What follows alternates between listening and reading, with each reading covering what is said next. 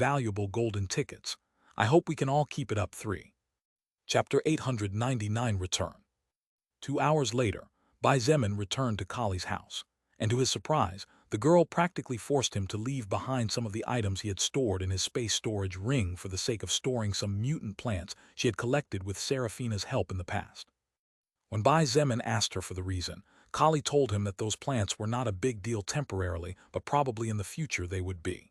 Although he didn't understand too much, Bai Zemin decided to believe in Kali's judgment and obediently did as she told him. After storing the plants in a few bags with Kali's clothes, she followed him in his magic wheelchair back to the castle. However, by the time Bai Zemin returned to the castle, he found King Philip and Serafina, who seemed to have been waiting for him all this time, standing in front of the great main gate. The king stepped forward and looked at Bai Zemin for several seconds. His emerald eyes looked into those two blood-red eyes with complicated emotions before patting him on the shoulder several times. Child, even though many things happened during this time and many of them were unpleasant, I can't dispute the fact that I feel grateful and happy to have met you, said King Philip in an honest voice. It is a pity that you have to leave so soon, but I understand that you have your own circumstances to deal with. You've been away from home for almost half a year, and I'm sure many people are looking forward to your return. The pale green space storage ring on the index finger of the King of Gale's right hand glowed faintly, and a small jet-colored diamond-shaped device appeared on his hand. Take it, this is my part of our agreement, said the king, extending his hand forward and handing the diamond-shaped device to Bai Zemin.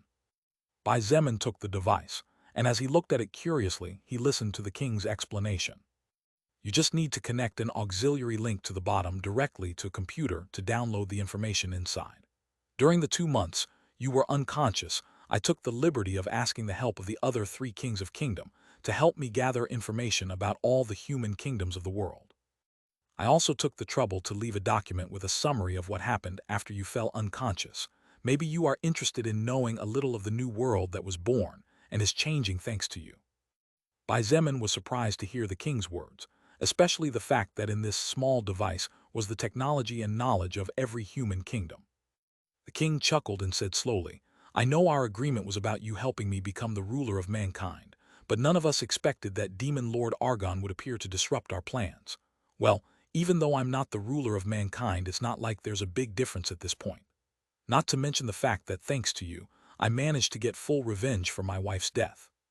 Bai Zemin looked at the small device with complicated expressions flashing in his eyes.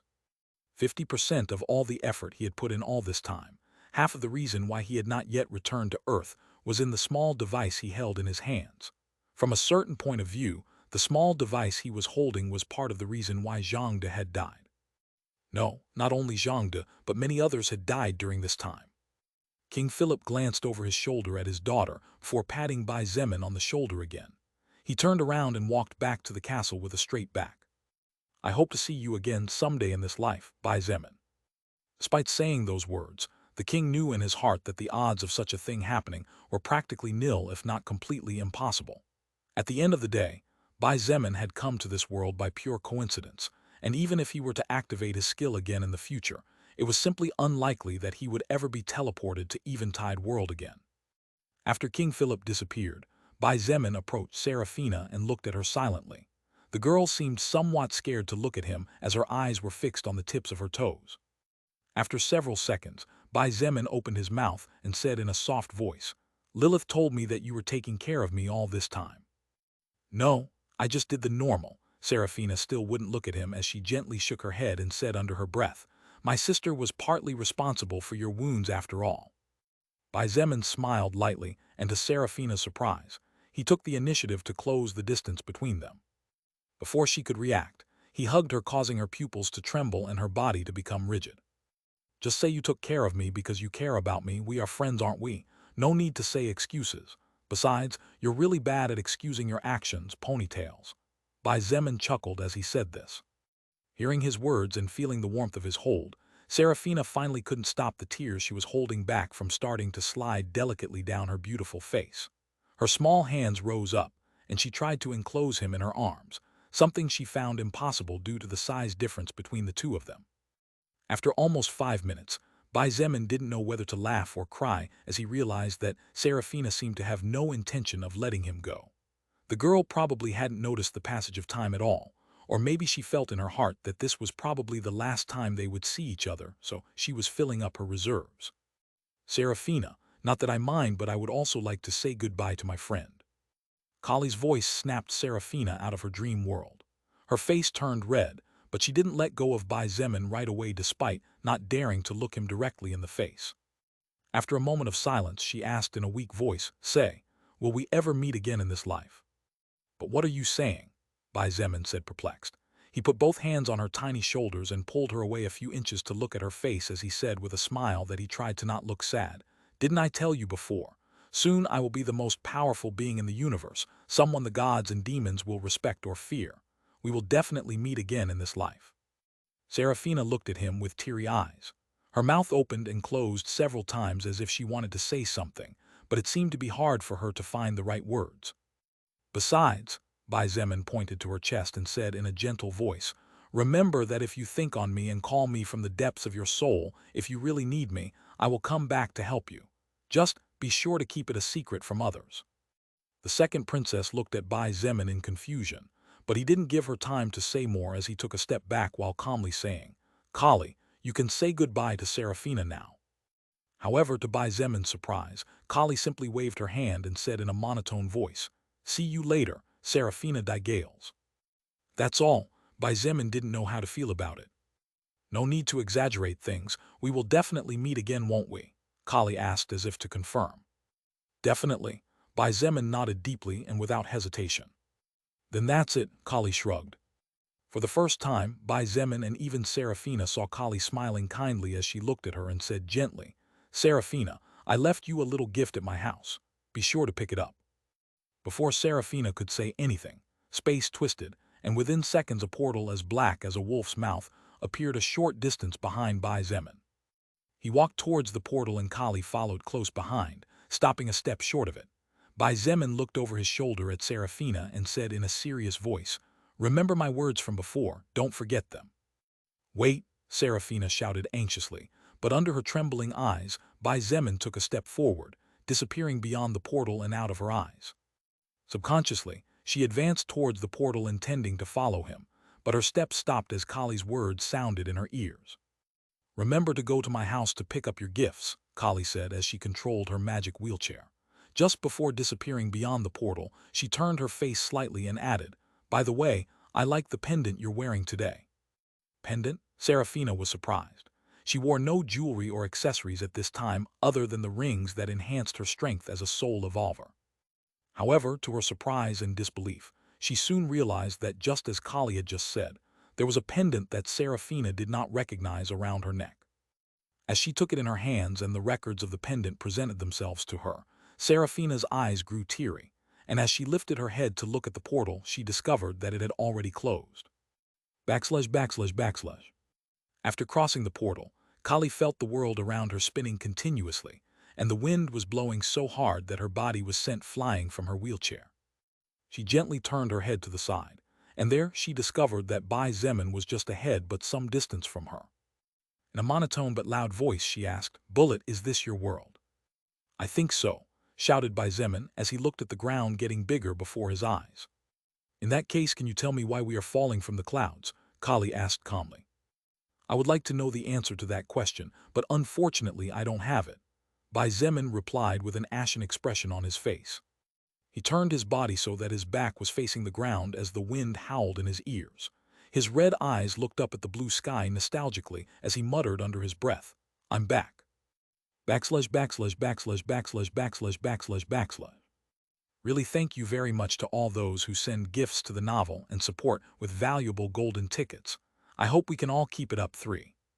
Chapter 900, Arriving on Earth but not at the desired location. Everyone, sorry, I forgot to mention as I do every time, but the previous chapter was the last chapter of volume number 4. A long volume, the longest so far, and I hope you enjoyed it. Name of volume number 4, Two Worlds Traveler. Enjoy chapter 1 of volume 5. Backslash backslash backslash backslash backslash backslash backslash backslash backslash backslash. Bai Zemin used his skill gravity manipulation to considerably slow down his falling speed for just a short moment. Because after Kali passed by him, what Bai Zemin did was to slightly increase the gravity around him, catching up with her in just an instant and holding her in his arms. Don't worry, just leave everything to me, Bai Zemin said as he used blood manipulation to create a string that he controlled to catch the magic wheelchair that had moved hundreds of meters away from them. I know, even though I don't know how high up we are, it's not like I can do much anyway, Kali replied in an emotionless voice as she put both arms around Bai Zemin's neck. Aren't you scared? He asked when they were only tens of meters from the ground. Scared? Kali focused on him as she asked in confusion. Scared of what? Bai Zemin looked at her silently for several seconds before activating gravity manipulation, gradually increasing the power of the skill so that the reduction in falling speed wasn't too abrupt. Sorry, forget what I said. He shook his head and sighed in his heart. Kali had no memory of her life except for the last 8 or 9 months. She could not see and could not move at will on her own. Her level was not particularly high, and except for the artifacts she had enchanted using runes, she had no self-protection abilities. For her, every day that passed was probably terrifying, therefore. Her heart had surely gone numb at this point, and the word scared no longer had any meaning in her dictionary. After Bai Zemin's feet softly touched solid ground, he carefully controlled the blood string so that the magic wheelchair delicately fell a meter distance away. However, as Bai Zemin was about to leave Kali in her wheelchair, he stopped. What's wrong? She asked in puzzlement. Bai Zemin frowned slightly and did not reply immediately, but for the first time had a glance at Kali's wheelchair. This was the first time he had paid attention to the chair, and aside from its somewhat crude design, one could tell that it was very elegant thanks to the countless bright gold-colored patterns that covered the pure white frame. However, what caught his attention the most was that on the right armrest, there were 5 holes, 4 of them smaller than the one on the top. All the holes had soul stones in them. Bai Zemin had never seen them as Kali always covered them with her arm. Bai Zemin cleared his throat and asked quietly, Kali, these soul stones in there, what order are they? The 4 at the bottom are second order and the one at the top is third order, she replied indifferently. Bai Zemin felt the corner of his mouth trembling after hearing Kali talking about 4 second-order soul stones and 1 third-order soul stone, as if they were grains of rice. Kali, why does this chair of yours consume so much energy? He asked, trying to stay calm. Why don't you look at the records instead of asking me? She replied casually. In that case, excuse me. Bai Zemin nodded and proceeded to do as Kali said. However, what he saw made even his heart filled with sadness and anger grow cold. A flash of disbelief flashed in his blood-red eyes as he reread the records of the magic wheelchair over and over again. This thing was a wheelchair. It was a damn fortress in miniature size. Bai Zemin judged and didn't doubt that unless he launched the upgraded version of Crimson Blood Judgment, he wouldn't be able to kill Kali without at least 30 minutes as long as she was sitting in her wheelchair. The soul stones were traded with the Gale's Kingdom. I upgraded the Wind Spirit Spear in King Philip's possession and also drew runes on the shield of the first Princess Ellis, Kali explained as she sensed the disbelief in Bai Zemin's soul. After your Doombringer, we could say that this wheelchair is my best work to date. After a short pause, she continued, my level isn't even 40, I can't walk, I have no attack or defense skills, and if it weren't for my ability to see souls, I wouldn't even be able to notice if someone with bad intentions approached me. That's why I worked for a long time on this wheelchair. I drew more than 40 defensive runes and 20 attack runes on it to protect myself. It's a pity, though. The energy consumption is just too big. Bai Zemin nodded silently as he understood Kali's difficulties. With the talent she had in understanding and drawing runes, many would surely try their best to obtain her. Bai Zemin was sure that if not for the relationship between Kali and Seraphina, even the King of Gales would not have sat idly by when a treasure was under his nose. Therefore, she needed to protect herself no matter what, and that was the reason why she worked hard. And despite the terrifying consumption of energy, she built this magic wheelchair that was actually a rank 4 item, even though it had only reached that rank by the power of the runes, as the smithing was pitiful. "Kali, do you have confidence in me?" he asked suddenly. Kali looked at him and said indifferently, "I think it's a bit stupid for you to ask that question now, Bullet. Do you think I would have followed you here if I didn't have confidence in you?" Somehow Kali's words served to lighten Bai Zemin's heavy mood a bit. He smiled gently and murmured, "True, you are my powder after all." She said nothing, and he continued, "In that case, and because of the power consumption, how about we keep your wheelchair for now?" Kali was silent for a moment before asking in a low voice, "You'll carry me?" "Of course." Bai Zemin nodded, and even though she couldn't see him, he smiled. "My back will be your chariot in the meantime. That way we can save the energy of your traveling artifact. I will die before letting you get hurt, so you can rest assured and leave your life to me." As he said those words, Bai Zemin had no choice but to take out the corpse of a second-order mutant beast to store the magic wheelchair in his storage ring. After that, he proceeded to replace first-order blood with the blood of the second-order beast. Kali focused on him and said in an emotionless voice, "Bullet, even though I'm only 15 years old, I can tell that if you say those words to another girl, you'll probably make her heart flutter for you. You should be careful what you say if you don't want more girls like Seraphina to end up falling for you, okay?" Bai Zemin still hadn't mentally processed what he had just heard when a tired voice sounded next to both of them. "I know, right? I've said similar words to what you just said to him several times in the past, but this little scoundrel simply forgets as the days go by." Kali turned her face gently to look at the one who had just shown herself and said indifferently, "I see. So the person who was following Bai Zemin all this time was you. Nice to finally be able to talk to you, Kali."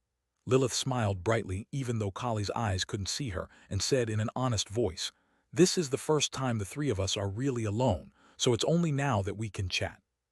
"There's actually something I'd like to discuss with you," Kali nodded. "Oh," Lilith raised a curious eyebrow and asked calmly, "What could it be?" "It's about your soul," Kali said, surprising Lilith. However, before Lilith or Bai Zemin could say anything, she added, "Although it would be good to do it in a quiet place, as it will probably take some time."